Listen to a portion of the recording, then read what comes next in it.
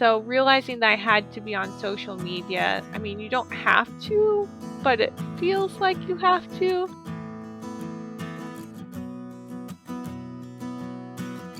Welcome to Queries, Qualms, and Quirks, the weekly podcast that asks published authors to share their successful query letter and discuss their journey from first spark to day of publication.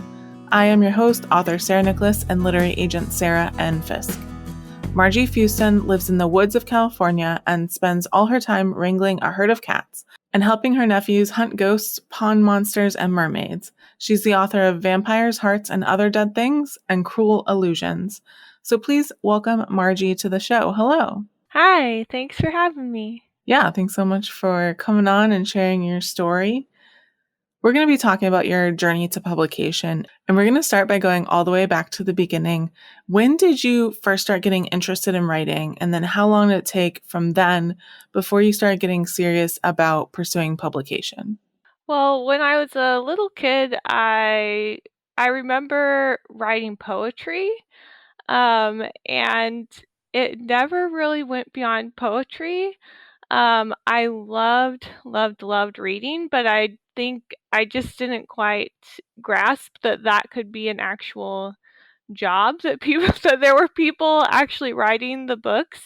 And then I have a memory of trying to write something as a teenager, and then one of my sisters found it and made fun of me, and I was like, okay, that's enough of that. And when I went to college, I writing was not even on my mind at all. I kind of said to my mom, when I was 18, I said, one day I'm going to write books, but today is not that day, because I wanted to be practical, I guess. So I ended up majoring in history, and then I thought I was going to teach high school, and then I realized that I didn't want to teach high school, so I changed to business. I was in my last semester to get my business degree, and I was like, I don't want to do anything with this necessarily. And the job market was terrible at the time, so I ended up adding English as my second major, and that was the first time I really enjoyed college and school, was when I started taking those English classes.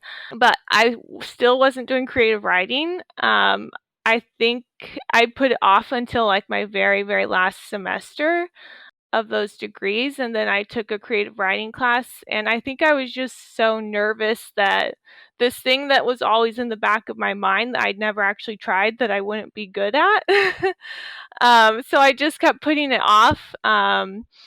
And then that first thing that I wrote for that class, I just remember the professor being like, only 2 people, got 100% on this, and I was one of them. And I was like, wow, okay, I'm actually good at this. And then I ended up not wanting to be done studying, and so I ended up doing a master's in English. And even though in the back of my mind I kind of wanted to do, I wanted to write for kids and teens, that wasn't really an option at that school. But I loved those professors that I had met, and I knew I would learn from them. So for those couple years that I did grad school, I did poetry, found my love of poetry again, and I did short stories. But I think looking back, a lot of my short stories had that YA voice to them, even then. And then after that, I still didn't start writing novels after graduating, because I was like, wow, I need to make money, and you don't writing novels isn't the first thing to come to mind when you you need to make money. So I ended up teaching the thing that I originally was going to do, and decided that I couldn't do it. I ended up teaching, basically because what do you do with a master's in creative writing? So I ended up teaching for a little bit, and I got lucky and I got to teach creative writing as well. I was going, like, preparing a PhD proposal to apply to PhD programs because I thought that was, like, what I wanted to do, and I was like, well, if you do this, you're never gonna write a book. Like, if you get into a PhD program, that's gonna be your life. Mm.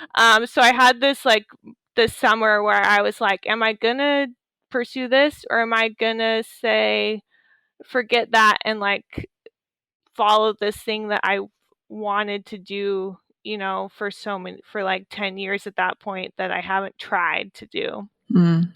So that was the moment that I made those big life changes. I was still teaching, but I I left my fiance. That was a good move. Mhm. That freed up the time. That freed up the time. Highly recommend.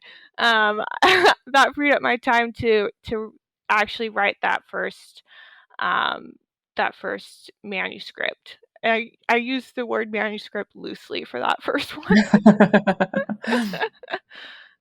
Awesome. How did you learn more about the publishing industry, like how it works, how to query, how to go about it, everything like that? I was obsessed with Writer's Digest.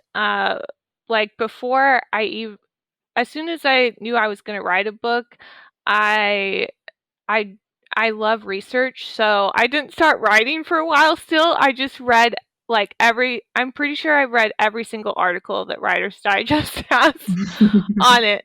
I even read, everything about querying. I was like prepared to query before I ever wrote a single word on a page. Mm. Because again, I was just kind of putting off doing the writing itself in favor of research. But yeah, Writer's Digest was like my main source of information. So then what happened? Can you break down your journey for us from then all the way to signing your first book contract? Okay, so the first book I wrote, I didn't even really finish it, even though I actually it did enter Pitch Wars with it in 2016. Oh. And it was, I mean, I guess that you could call it finished, but it was such a mess. And then obviously I didn't get any requests, and I was like, am I going to revise this thing? It was really like two books shoved into one type of deal, and I was like, I don't think this is the book. So I didn't actually query that. I didn't even actually revise it or really finish it. And then I wrote my next book, and that book is Cruel Illusions. Even though that's going to be my second book, I wrote that next, and I wrote again. Pitch Wars was like my motivating like goal, like hitting that Pitch Wars submission window. I thrive on deadlines. So I had the goal to make the 2017 Pitch Wars. And so I submitted with that book, and then I got into it, and I was very excited. I didn't have like social media yet. I didn't have a Facebook, so I like joined in the Mentee Facebook group kind of late, and I was so excited, but that ended up being like not the best experience. My mentor kind of left me hanging on that one. She kind of just said, my edit letter's coming late. And then she ended up giving me feedback on the first two chapters. And then I was waiting and waiting and waiting. And this was back when Pitch Wars was only 2 months, thankfully, for the revision window. But I just was like waiting until like the last week, and I was like, I don't think I'm getting any more edits. Oh no. And then she was like, oh, I just picked you because it was already good and you just needed a little light polish. And I was like, what? So the agent round like didn't go well. I didn't get a lot of requests. I think I had like 3 requests. And so after that, I was just kind of a little bit like broken, because I was like, had seen everyone else like have these great experiences revising and like learning to revise, which was what I really, really needed. As like a fresh writer, I had no idea how to like tackle that level of revisions. And so I actually didn't even query that book after the Pitch Wars window ended. I sat on it for a long time because I just didn't know what to do with it. I just, yeah, so I did query it eventually, and it didn't go anywhere, even though I did I did get, quite a few requests, so it was kind of a roller coaster of like maybe this is the book, but I I think what I had was a great concept, and just I did not yet have the skills to revise it and pull off the great concept. So I was getting requests after requests that were ending in rejection. I had an R&R that was like very extensive, that also ended with rejection. At that point, I was like already kind of thinking about what am I going to write next. That book was a contemporary fantasy, and I ended up like switching gears, and I wrote like really quickly wrote like a YA thriller slash horror book, and I was working on that at the time when agents were kind of like saying on Twitter, hey, let's bring vampires back. Mm. And I was like, well, I want to bring vampires back. So I was like, but I'm already like practically done with this other manuscript. I should stick with that. But like as soon as someone said, let's do fresh vampires, I had the idea for Vampires, Hearts, and Other Dead Things. And I was like, okay, it's kind of a weird premise. But I I was like, I shouldn't do it. I don't know if it's that marketable. Even with people saying they want vampires, that doesn't mean vampires will happen. Um, but it just wouldn't leave me alone. And so I like messaged a good friend, a very good friend, and said, "Do you want to go to New Orleans?" And she was like, "Yes." So we went to New Orleans, and by the time we came back, it was 1 month until the Pitch Wars deadline for the 2018 Pitch Wars. And I wasn't going to do Pitch Wars again because of my experience with the previous one, but I like a deadline. And I was like, you're not like, I really, even though I didn't have a good experience, really believed in the program and had seen, my friends like have great experiences. And I was like, well, I really, really, really want to have that. And I think it would help me grow as a writer. So I wrote the first draft of that book in a month. Oh, wow. And entered it. My manuscript was very, very short, only 50,000 words. So it needed still a lot of like fleshing out. But I entered it, and that time got multiple requests, and ended up getting in again, and had the best experience with my mentors. Like just everything I could want. They were wonderful. Agent round came along. I did much better, and I had that first week after the agent showcase. Actually, the first agent I heard back from was a rejection. And so they got back to me that same week with rejection, and they said that the premise was outlandish and they wanted to shake my character by the shoulders. And I was like, Oh, no. okay. I was like, I don't know why you requested it then, because the Yeah. premise is literally right there. Like, so that was funny, but luckily, like one of my gifts as a writer is I have a fairly thick skin with comments like that, and I just had to laugh. But it was like, okay, not for you.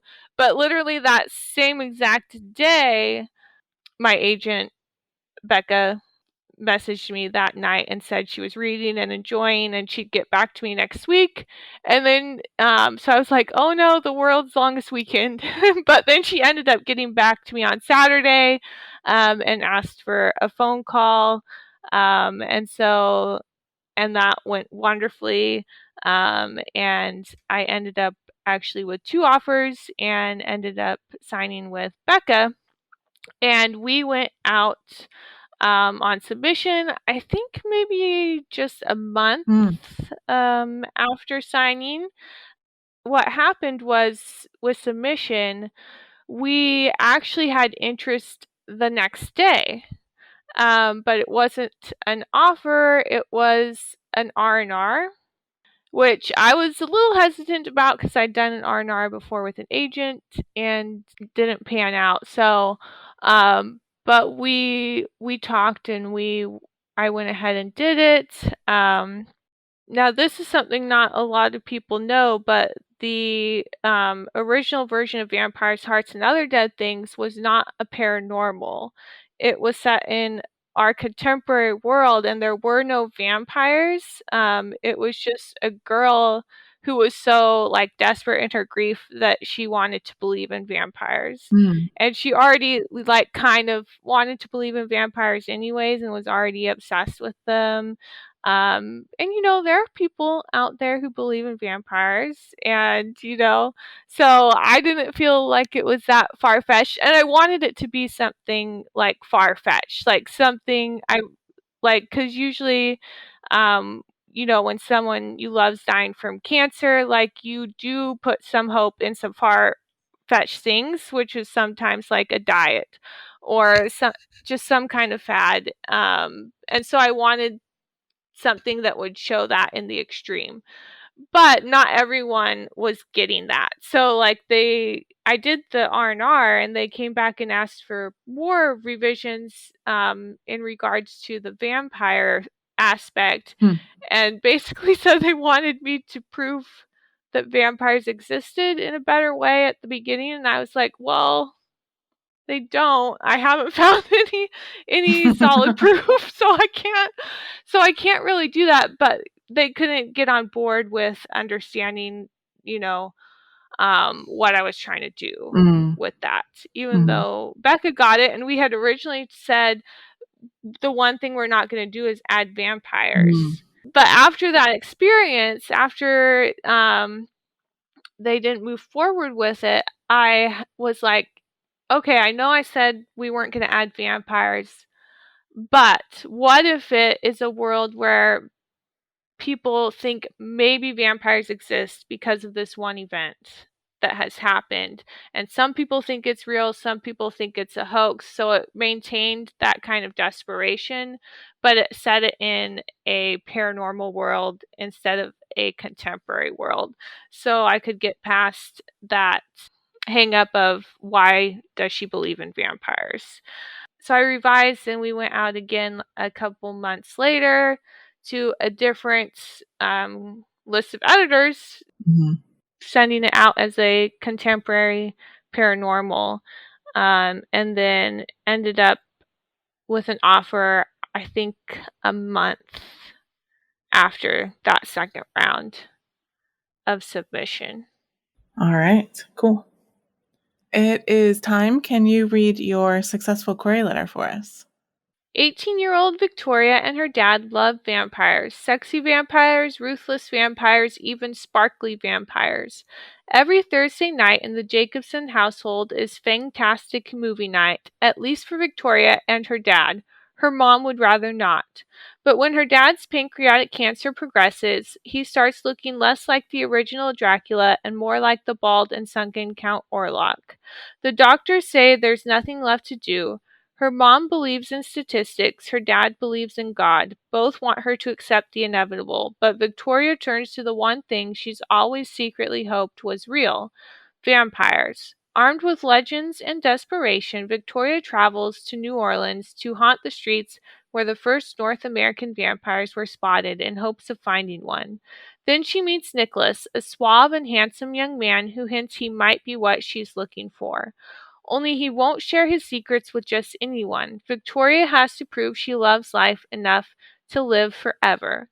Victoria agrees to complete a series of challenges, from eating powdered sugar-drenched beignets while dressed in all black to singing with a jazz band, all to prove she has what it takes to be immortal.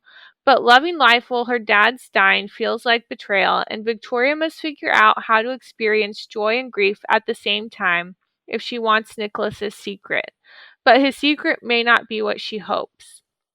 Vampires, Hearts, and Other Dead Things is a YA contemporary infused with vampire lore and pop culture. It tackles living through grief with a touch of humor like Jeff Zentner's The Goodbye Days, with a dose of adventure reminiscent of The Lost Boys.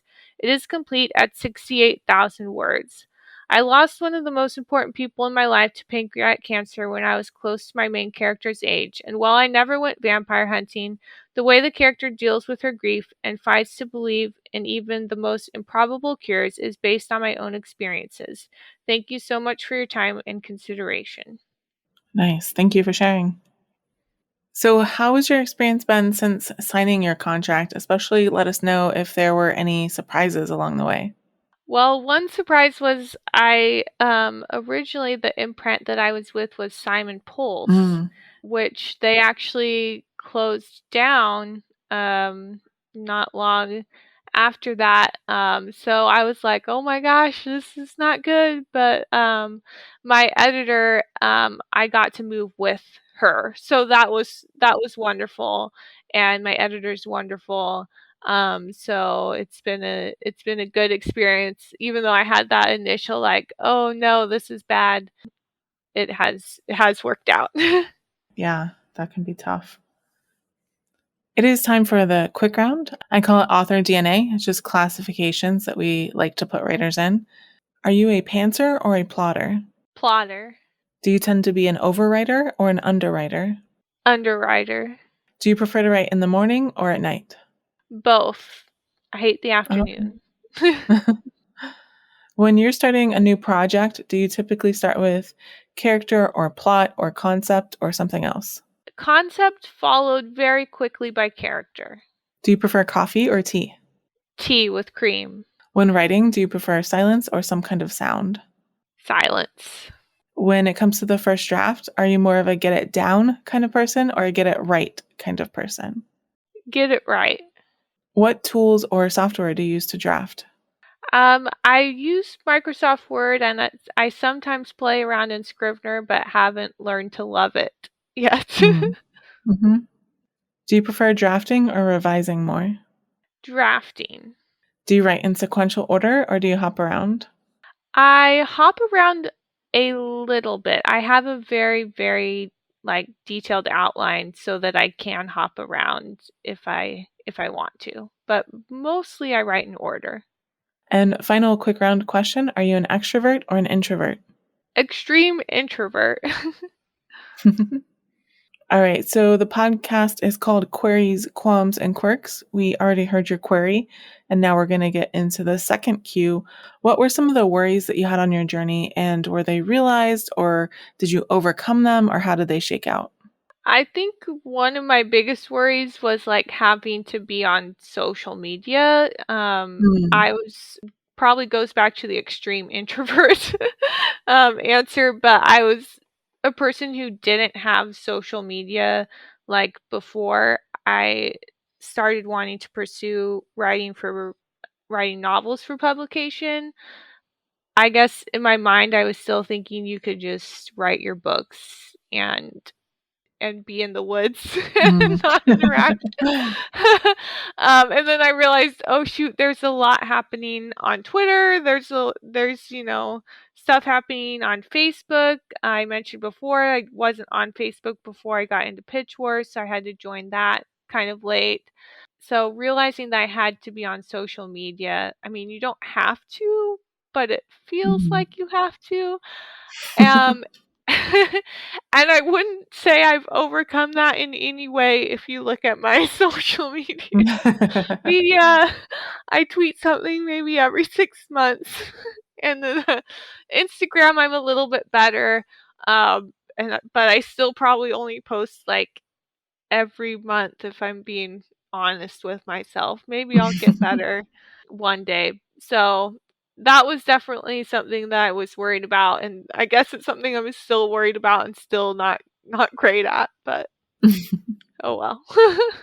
All right, now it's time for the third cue. Do you have any writing quirks? Is there anything about your writing process that you think is kind of different or interesting or unique? I would say that I'm definitely a think to write person, and that I probably spend more time thinking through what I'm going to write than I actually do at the computer, like putting down the words. I'm not a turn on my computer and then wait for things to come to me. I'm a let me think through what I'm gonna do and then hop on the computer. And I think part of that goes back to I like to like get it right as you can in a first draft. Mhm. So I really like to not go off course as much as possible. So I spend I think probably more than average like thinking things through before actually like putting those words down. That's how I found that I work best. Mhm. When you were in the lowest parts of your writing journey, whatever that may have been for you, what kept you going and why did you stick with it? I think that I stuck with it just because I um just wanted it so badly, and like at that point in my life I had done a bunch of other things as well and was like this is the thing that I really want to do. So I can't just let things get to me. Um, and I'm pretty good at just moving forward and shaking things off and like keeping going at something. So I think that's what really kept me moving in the right direction. And also my mom and dad, they're lovely. And Nice. and so they've always been encouraging, and I think it really helps when you have family that encourages you in that way, or friends, or other loved ones. So I think that helps a lot. Yeah. Do you feel like you made any mistakes along the way that you would like to warn listeners about so maybe they don't make the same ones? Probably my biggest mistake was like not coming out of my shell more, like trying harder, like with social media and engaging with the community. I do think that can be really important and really awesome when you do make those connections. Which not I'm not saying I haven't made any connections. I have friends in the community. It just took me a lot longer to like get into it and like open up and talk to people. So I would recommend pushing yourself to do that early on, well before maybe you even start writing. So Yeah. Can you share with listeners one of the most important lessons that you learned on your journey to publication? the most important lesson is to just put your health first, Mm. like both physically and mentally. Mhm. I think that was another mistake that I made early on, was like working 3 jobs and then like really pushing myself to produce writing at like uh trying to work at a full-time level writing on top of that. Mm. I would say, don't look at it, and this is really difficult in this industry, but don't look at it as like this race where you have to have this enormous output or you're going to fall behind. Instead, focus on what's reasonable for you and your life and your obligations instead of trying to keep up with what you see other people doing. Yeah, that's great advice. I call this the acknowledgments portion of the podcast. This is not a business that most of us succeed in completely on our own. So who are some of the people or organizations who helped you along the way and how? Pitch Wars obviously was wonderful. By 2018 mentors, Kimberly, Gabriel, and Don Hughes are two of the loveliest people. I can't speak highly enough of them. I adore them so much.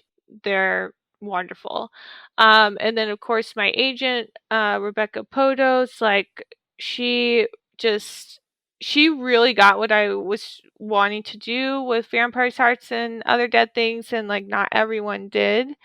And so, endlessly grateful for her. And then my editor, Sarah McCabe, she is just absolutely brilliant. And I'm so lucky to be working with her. And then, all my writing friends I've made, through Pitch Wars, and other places, just, it really is even when you're an introvert, you do end up having a lot of people in your corner in this industry anyways, which I think is really lovely that those people find you no matter what. Yeah, awesome.